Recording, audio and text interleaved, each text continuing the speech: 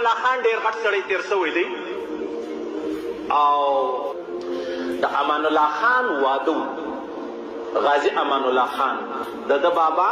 امیر حبیب الله خان واده یې ورته جوړ کړی و چې داسې مطلب ډېره خرچه یې ورته ایښې وه چې داسې به سفیران راغواړم داسې به د پلاني ځایه څه میلمانه راځي واده به ښه دروند واده به جوړوم غازی امان الله خان راولاړ سو بابا ته ویل بابا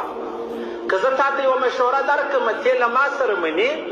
اول څنګه مشوره راکوې ول ما ته مرضي راکوې په لاس چې دا واده زه څنګه کول وغواړم ول و خو ستا واده دی نو ویل یې زه دا کوم چې دا کم بجټ یا کمې روپۍ تا ایښي دي د دې دپاره چې زه به دته واده ورباندې کوم میلمانه به راځي سفیران به راځي د جهان وزیران به راځي داسې به وکړو مازې ګزارهیي واده به وکړو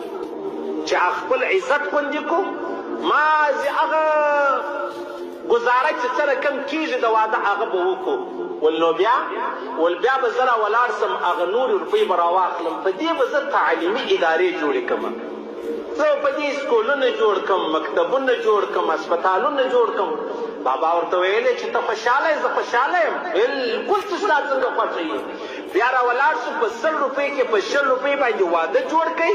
80 روپۍ چې دي هغه یې راواخیستلې په هغه وخت کې 4 یا 5 سکولونه په کابل کې جوړ کړلو یو سړی راولاړېږي د خپل واده روپۍ اخلي د خپل ولس د خپل قوم د خپل ملت د خپل خاندان دپاره سکولونه جوړوي چې تاسو تعلیم وکئ تاسو د تعلیم لاره په مخه واخلئ بیا به د ګرد جهان سره وژه پر وژه برابر سو او بل طرف ته ما او تا راولاړ سولو د تعلیمه څه مې داسې مخ واړوئ